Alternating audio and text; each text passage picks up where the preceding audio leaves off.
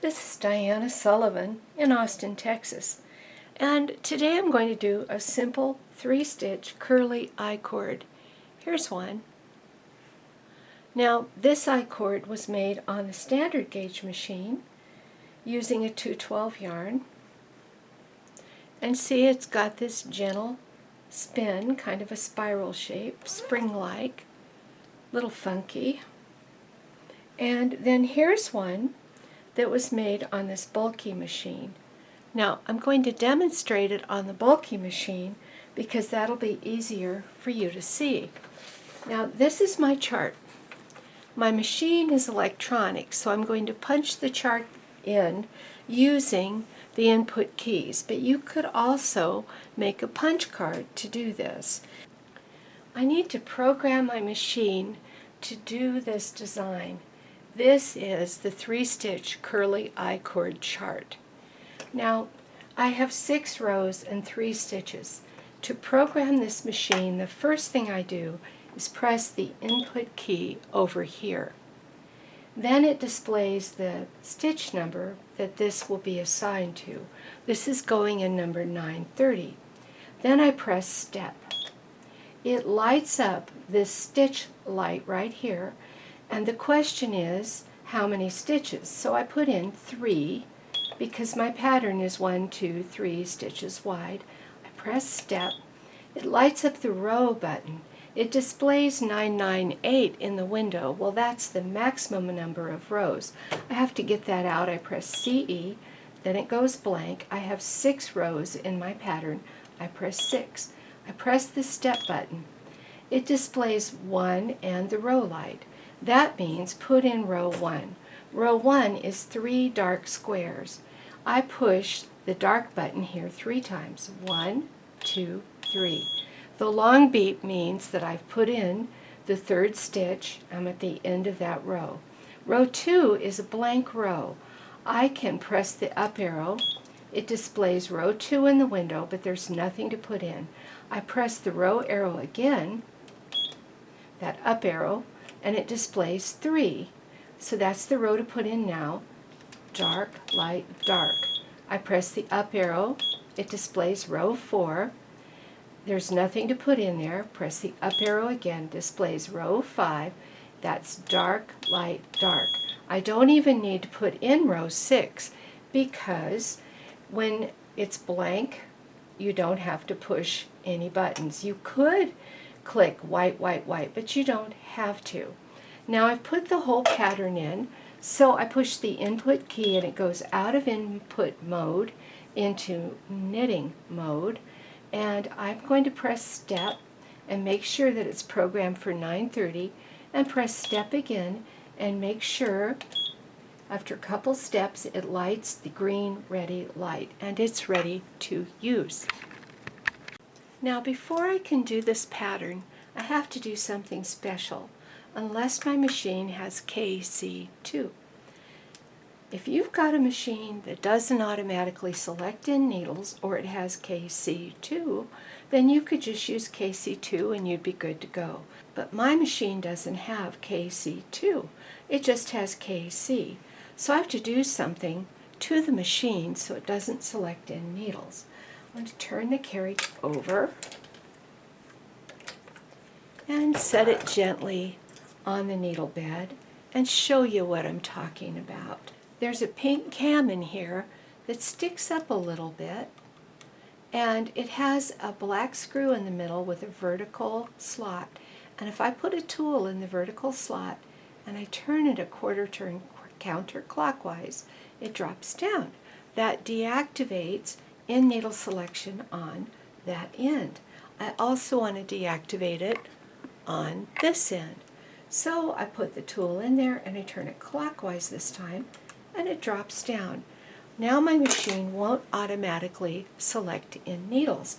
I have to do that before I can start making my I-cord.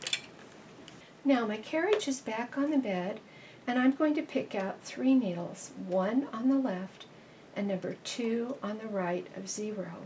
Why those 3? Because when you have an even number of stitches in a pattern, let's say you have 6, it would go from 3 left to 3 right. But if you have an odd number and it has a leftover needle, 3, then it'll go 1 stitch toward the right. So from number 1 left to number 2 right, these 3 needles are my center, but I'm not using the middle needle just yet. I'm on a tight tension, and I'm set for plain knitting. I'm down on tension 1.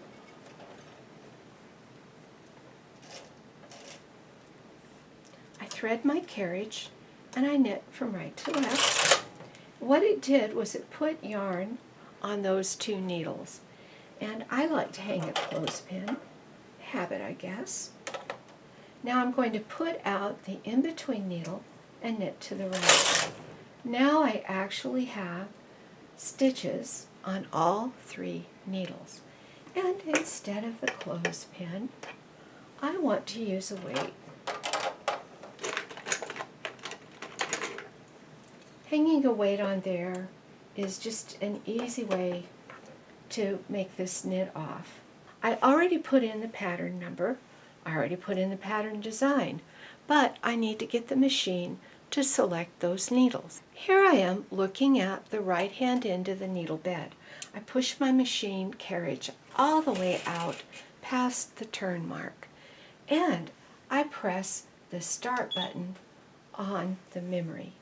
And also, I need to turn this from the in setting over to the KC setting, and now it will select needles when I go to the left. I'm focused in the center again so that I can knit across, and you can see the machine will select needles. It selected all 3 needles. That's just what I want it to do. Now here's where things get really easy. I push in both part buttons, both of them. And then when I go across, it will knit selected needles and it'll skip the others. So let's zoom in on that. I go to the right, it knitted all 3. I go to the left, it doesn't knit any, but it picks out needles to knit next time. It's going to knit the end needles only this time. Then it didn't select any. This time it will skip. Then it's going to knit the end needles only and skip and knit them all. And that's a repeat. When you heard the beep, that meant that it's gone through all 6 rows and starting over. So I'm going to go back and forth, I don't know, quite a few rows, maybe 100 rows, so you can see a nice sample of the curly I-cord, and I'll show you how to take it off. I'll do that off camera and be right back. I like to finish up on a row where all 3 needles are selected. That way it knits that row. And then I like to cut the yarn and sew it through those 3 needles. So I'll snip this yarn. I'll bring these 3 needles out into hold, which makes it easier to sew off these 3 stitches. Thread the yarn, and this would be like a skip row. I like to go to the opposite end to sew off I-cord. That gives me a nice closed finish on the I-cord. Draw that up. That finishes the top. I pick it up and it doesn't look like anything because it's got a weight on it. So I take the weight off. As soon as I take the weight off, it starts to coil. And you could let it rest a while and it will get coilier. Another thing you could do is you could give it a little help. Here, we'll just twist it around my finger. And there you go. That's the I-cord. I played around with it. I haven't figured out a way to get it a whole lot curlier, but I have figured out how to do it with 4 stitches or 5. And I've tried it on the standard gauge machine. So it's an easy thing to do, and I like it quite a lot. I hope you'll give this fun little technique a try.